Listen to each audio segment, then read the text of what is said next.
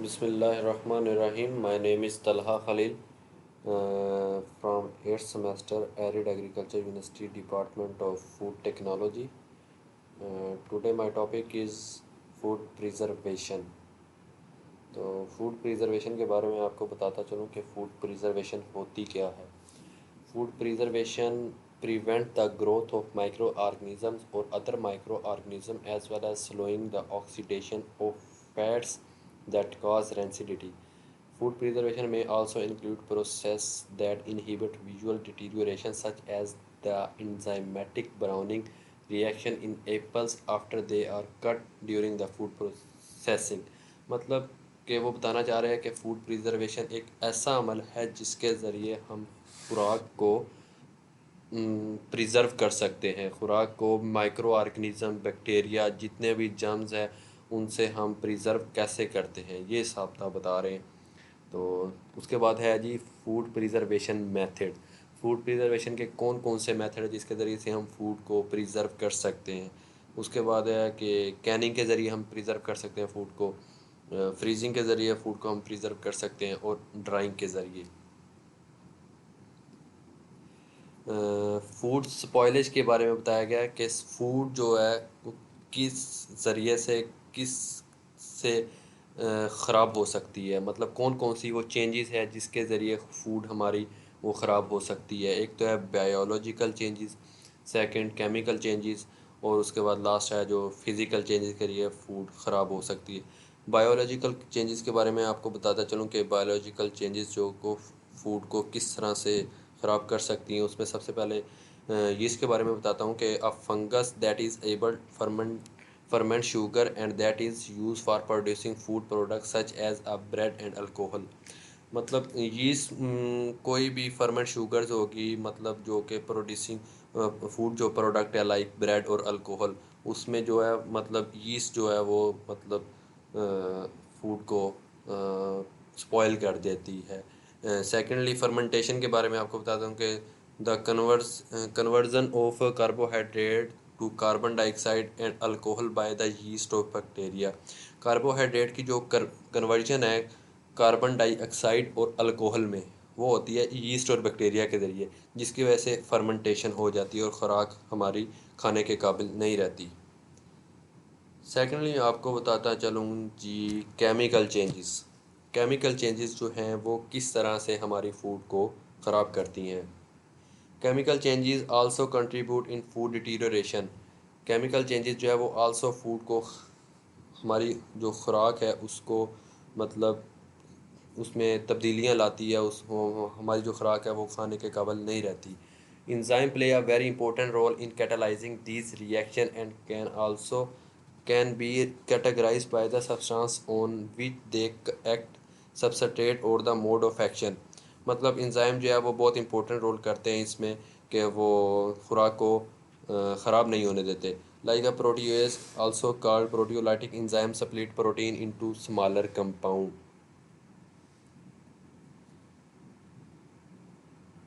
ये है जी फूड की केमिकल कंपोजिशन, केमिकल स्पॉयलेज के बारे में। And next one is food spoilage physical changes. Physical changes मतलब कि फूड की जो फिज़िकल अपीयरेंस है, वो जो टेक्सचर है उसका, मतलब जो फिज़िकल ज़ाहिरी मतलब जो बाहर से नज़र आ रही है, जैसा कि ये शक्ल में आप तस्वीर में आप देख सकते हैं कि खुराक जो है हमारी वो किस तरह से बाहर से बैक्टीरिया, यीस्ट, माइक्रो ऑर्गेनिज्म वगैरह की वजह से ख़राब हुई हुई है। The most common physical changes occurring in foods as they spoil or evaporation, drip, loss and separation. मतलब कि जब फिज़िकल चेंजिंग में आता है ऐसे होता है कि जब हमारी खुराक काफ़ी दिन पड़ी रहती है तो उसमें से जब पानी अवेपोरेट हो जाता है, वाटर, मतलब कि उसमें वो नमी नहीं रहती, जिसकी वजह से वो बैक्टीरिया जो है वो ग्रो करना शुरू कर देते हैं और हमारी जो खुराक है वो ख़राब हो जाती है और खाने के काबिल नहीं रहती। देन है जी डिहाइड्रेट। डिहाइड्रेट का मतलब है कि पानी का कम, पानी उसमें से निकल जाता है खुराक में से। To remove 95% of water from food by use of high temperature. मतलब हाई टेम्परेचर पे वाटर जो है वो हमारी खुराक से तकरीबन 95% जब निकलता है तो उसको हम कहते हैं डिहाइड्रेट। नेक्स्ट है जी फ्रीज ड्राई। फ्रीज ड्राई जी, to remove water from food when it is in frozen state usually under a vacuum. मतलब कि फ्रोज़न फूड जो है, मतलब जमी हुई जो हमारी खुराक है जो फ्रीज़र में पड़ी होती है, उसमें से वाटर को हम निकाल देते हैं, रिमूव हो जाता है ना जब वो फ्रोज़न हो जाता है, तो अंडर अ वैक्यूम के ज़रिए, तो उसको हम कहते हैं फ्रीज ड्राई। नेक्स्ट है फूड प्रिजर्वेशन मेथड। इसके मेथड कौन कौन से हैं कि हम किस किस ज़रिए से फूड को प्रिजर्व कर सकते हैं। सबसे पहले है जी ड्राइंग। ड्राइंग के बारे में बताता चलूँ कि food preservation method that consist of removing food water which effectively inhibit the growth of organism micro organisms. मतलब कि खुराक को हम सुखाना है। फूड प्रिजर्वेशन मतलब जो है जो फूड के अंदर वो वाटर है उसको रिमूव करना है ताकि वो जो माइक्रो ऑर्गेनिज़म्स हैं वो ग्रोथ वहाँ ना कर सके। और ये अमल हम मोस्टली करते हैं सन ड्राइंग में, मतलब सूरज की जो तपिश है उसमें हम खुराक को हम अक्सर रखते हैं ताकि उसमें से जो बैक्टीरिया वगैरह है वो उसकी ग्रोथ ना हो और हमारी खुराक को ख़राब ना करे। नेक्स्ट है कमर्शियली ड्राइंग। कमर्शियल ड्राइंग में है जी the most important types of commercial drying. Commercial drying की बहुत सी इकसाम है जिसके ज़रिए से हम फूड को प्रिजर्व कर सकते हैं। लाइक कन्वेंशनल ड्राइंग में हम मतलब उसको हीट करते हैं जिसकी वजह से हमारी खुराक जो है वो प्रिजर्व रहती है। देन है वैक्यूम ड्राइंग। वैक्यूम ड्राइंग में ऐसा है कि pulls the water out, water को हम रिमूव कर देते हैं। ओस्मोटिक ड्राइंग में मतलब कि वाटर ड्राउन बाय ओस्मोसिस के ज़रिए वाटर जो है वो हम रिमूव कर देते हैं। वाटर जो है हायर कंसनट्रेशन से लोअर कंसनट्रेशन की तरफ, लोअर कंसनट्रेशन से हायर कंसनट्रेशन की तरफ मूव करता है जिसकी वजह से हमारी जो खुराक है वो प्रिजर्व रहती है। देन है जी फ्रीज ड्राइंग। फ्रीज ड्राइंग में कि आइस क्रिस्टल्स की शेप में जो है हम उसको फूड को प्रिजर्व करते हैं। ये है जी कमर्शियली ड्राइंग जो हम करते हैं। नेक्स्ट है sublimation. Sublimation, the process in which solid changes directly to a vapor without passing through the liquid phase. मतलब कि वेपर्स को डायरेक्टली सॉलिड चेंज से, the process in which solid changes directly to a vapour, मतलब solid को directly vapour में हम तब्दील करते हैं, मतलब उसको हम लिक्विड फेज में से नहीं गुजारते जिसकी वजह से फूड हमारी प्रिजर्व रहते हैं। इस प्रोसेस को हम सब्लिमेशन कहते हैं। नेक्स्ट है जी cure. To preserve the food through the salt and drying sugar spices and nitrate are also added. मतलब फूड को प्रिजर्व करने के लिए हम उसमें मोस्टली साल्ट, नमक हम ऐड कर देते हैं ताकि हमारी जो फूड है वो लंबे अरसे तक सेफ़ रहे। उसके बाद हम उसको ड्राइंग करते हैं, ड्राई मतलब सुखा देते हैं। उसके बाद हम उसमें कुछ शुगर स्पाइसेस ऐड कर देते हैं, नाइट्रेट्स ऐड कर देते हैं ताकि हमारी जो फूड है वो प्रिजर्व रहे। देन है जी पिकलिंग में है कि use vinegar to preserve the food. मतलब कि विनीगर जो सिरका है हम उसको भी हम फूड में डालते हैं ताकि हमारी जो खुराक है उसको एक हम अच्छे लंबे अरसे तक हम यूज़ करें और हमारी खुराक है खाने के काबिल रहे। देन है एडिबल कोटिंग। एडिबल कोटिंग में है कि thin layer of edible material such as natural wax oil that serve a barrier to gas and moisture. मतलब thin layer of edible material में ये जो है वैक्स, नेचुरल वैक्स होती है और इसमें ऐड कर सकते हैं। और ऑयल जो है वो उसकी थिन लेयर होती है जिसकी वजह से वो एक लंबे अरसे तक हम फूड को प्रिजर्व कर सकते हैं। देन है carbohydrate are required for the fermentation process. Carbohydrates को जो है वो आल्सो मतलब उसको रिक्वायर होता है फर्मेंटेशन प्रोसेस के लिए, वो रिक्वायर होती है। थ्रू आउट एशिया, एशिया में throughout Asia vegetables are commonly fermentation, मतलब हमारा जो बर अज़म एशिया है, एशिया में हम मोस्टली फर्मेंटेशन के प्रोसेस के ज़रिए हम सब्ज़ियाँ वगैरह जो फ्रूट हैं उनको हम प्रिजर्व रखते हैं। और in North America food most often preserve by fermentation are cucumber, olives and cabbage, मतलब नॉर्थ अमेरिका में भी फूड को प्रिजर्व करने के लिए फर्मेंटेशन के तरीके आजमाए जाते हैं, लाइक कुकम्बर को, ओलिव्स को और कैबेज को प्रिजर्व करने के लिए। नेक्स्ट है जी जो इसका मेथड है वो है कैनिंग। कैनिंग जो है जी वो दो तरह से होती है, इसके दो स्टेप हैं। पहला जो है कि first is the food is prepared by the being packed into container which are the sealed, मतलब कि जो प्रिपेयर्ड फूड होती है उसको हम कंटेनर्स में पैक करते हैं, जिसकी वजह और ऊपर से हम उसको सील कर देते हैं।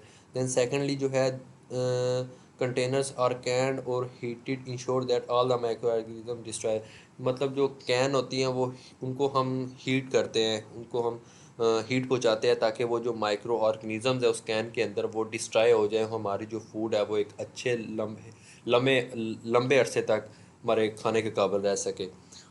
देन है जी sterilisation. Sterilisation the elimination of all micro organism through the extend boiling heating to temperature much higher than the boiling through the use of certain chemical, मतलब स्टीरिलाइजेशन में सर्टेन केमिकल्स के ज़रिए हम माइक्रो माइक्रो ऑर्गेनिज़म्स को ज़्यादा temperature पे हम heat करते हैं, ना कि हम उसे बॉयल करें। बॉयल करने से एक तो टाइम ज़्यादा लगेगा, जिसकी वजह से जो वो माइक्रो ऑर्गेनिज़म्स है, बैक्टीरिया, वो आराम आराम से मतलब काफ़ी देर बाद वो किल होंगे। मतलब हम उसे जल्दी करने के लिए, ताकि वो जल्दी किल हो जाए, उसे हम हाई टेम्परेचर देंगे ताकि वो फूड हमारी सेफ़ रहे। देन है जी फूड को कैन, मतलब ये कैनिंग वाला तरीका बताया गया कि किस तरह कैन में हम उसको प्रिज़र्व कर सकते हैं।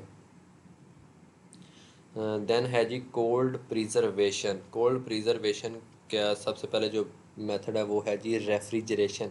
रेफ्रिजरेशन में है कि slow down the biological chemical and physical reaction that shorten the life of food, मतलब बायोलॉजिकल केमिकल और फिजिकल रिएक्शन जो है ये शेल्फ लाइफ जो है ना ये उसकी फूड की ये उसको कम कर देते हैं, जिसकी वजह से हम इसको हम फ्रीज़र में रख देते हैं, रेफ्रिजरेशन में रख देते हैं। For safety purpose refrigeration should kept between 4 centigrade, मतलब जब हम उसे रेफ्रिजरेशन में रखते हैं तो उसका जो टेम्परेचर तकरीबन 4 सेंटीग्रेड पे रखते हैं, ताकि वो हमारी फूड जो है वो अच्छे तरीके से प्रिजर्व रहे।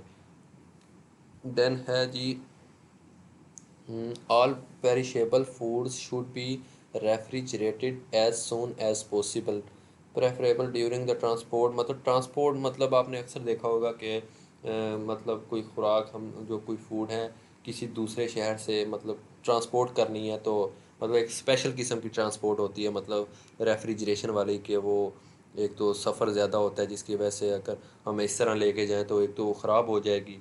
तो इसलिए वो ट्रांसपोर्ट का भी इस तरह का निज़ाम होता है कि हमारी जो खुराक है हम तक आनी है इतने दूर दूर दराज में जैसे जाती है, तो वो इस तरह की ख़ास ट्रांसपोर्ट है जिसकी वजह से वो बैक्टीरिया उनमें ग्रो नहीं करते, माइक्रो ऑर्गेनिज़म वगैरह, तो वो हमारी जो खुराक है वो प्रिजर्व रहती है। देन है जी freezing. Freezing makes water unavailable to micro organism. Freezing में है वाटर अनअवेलेबल होता है कि मतलब माइक्रो ऑर्गेनिज्म जो है उसमें वो माइक्रो ऑर्गेनिज्म जो है वो ग्रो नहीं करते।